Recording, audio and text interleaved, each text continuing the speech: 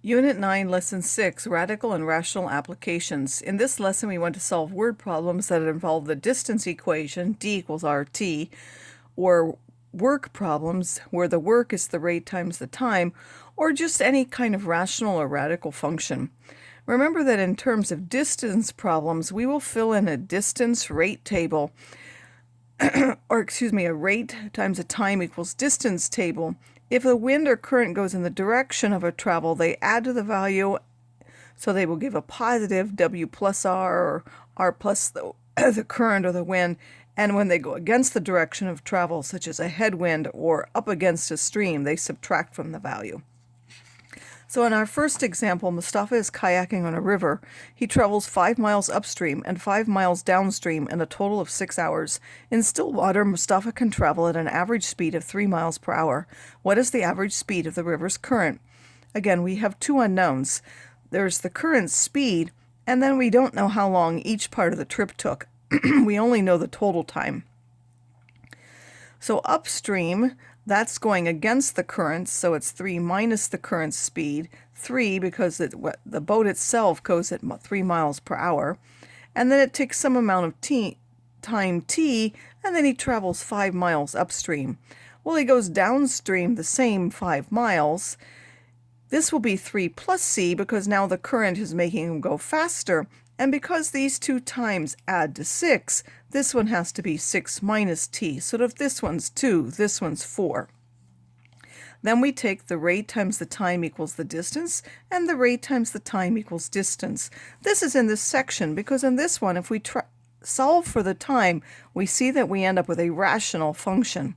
And then we can go ahead and substitute that time in this equation, multiply those out, and end up with a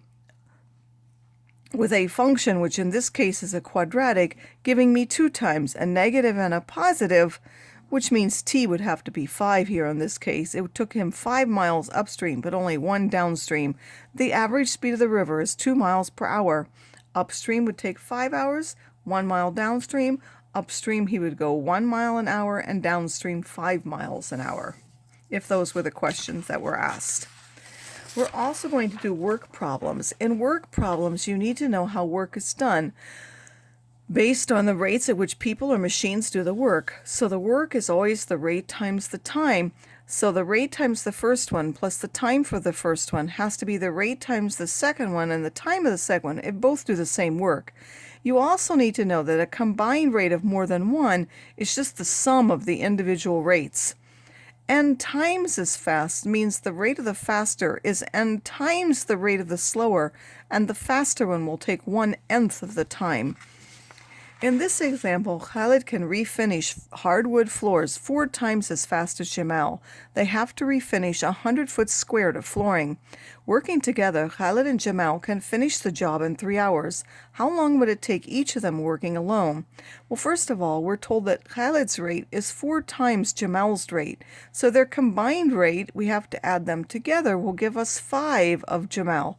It would be as if they were working with 5 Jamals when we put Khalid with him, because he works 4 times as fast.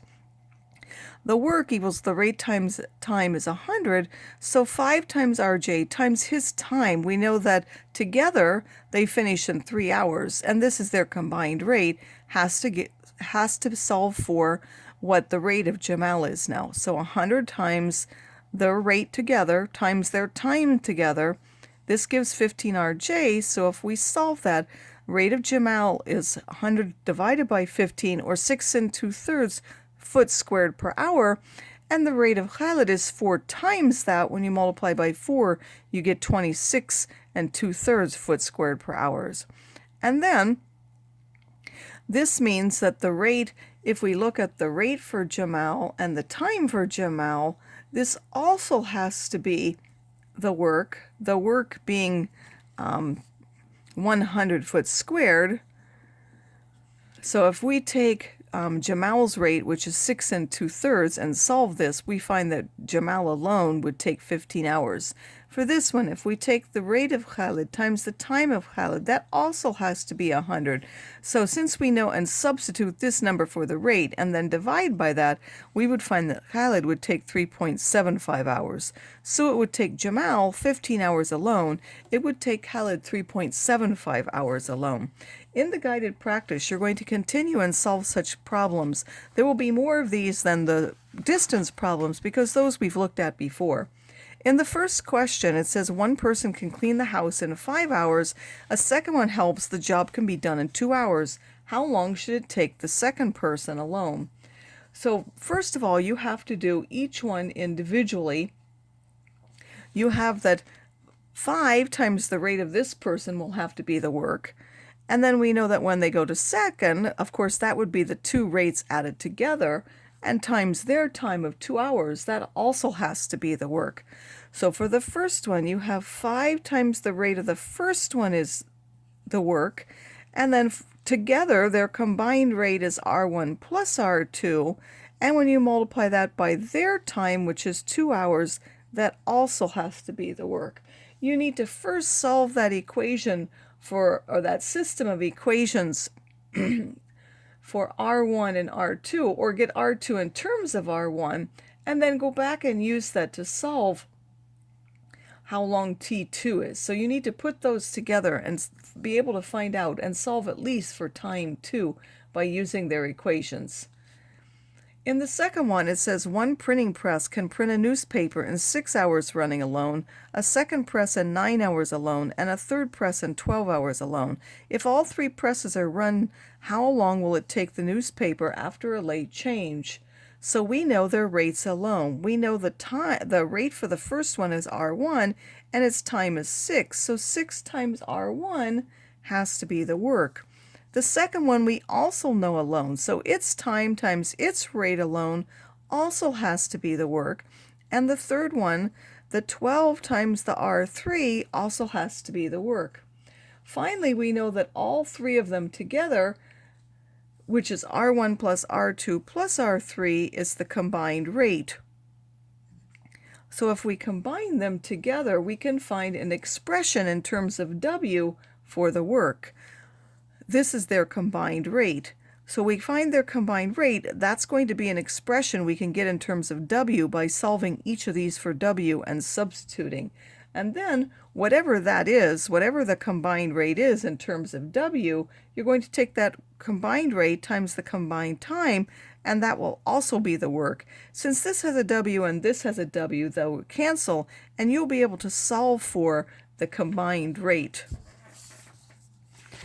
Finally, we have another question here where you're simply given an equation. You're going to use that equation and simply solve it for W. You need to rewrite it to find out what W is. In the independent practice, the first one, you're going to set up a distance table like we did before and solve that system of equations. In number 5, again, this is a work problem, and you're given an individual rate for each of 3 people. Then you have to add those together to find the combined rate, and then take that combined rate times the combined time, which will also be the work, and that will allow you to solve for the combined time.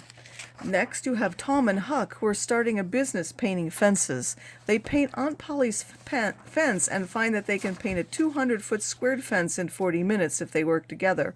If Huck works 4 times faster than Tom, how long would it take each of them to paint a 500-foot squared fence working alone? Well, first of all, you're now given the combined rate and the combined time.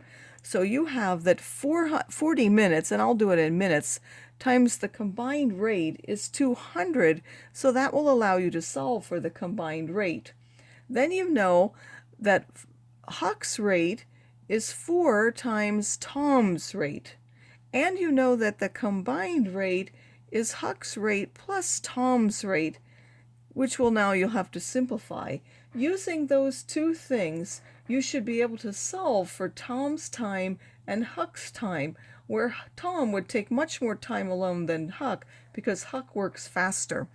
In the last 2 questions, you are given an equation that you simply need to solve for one variable and then use it to solve for the question for the to get the answer in the question.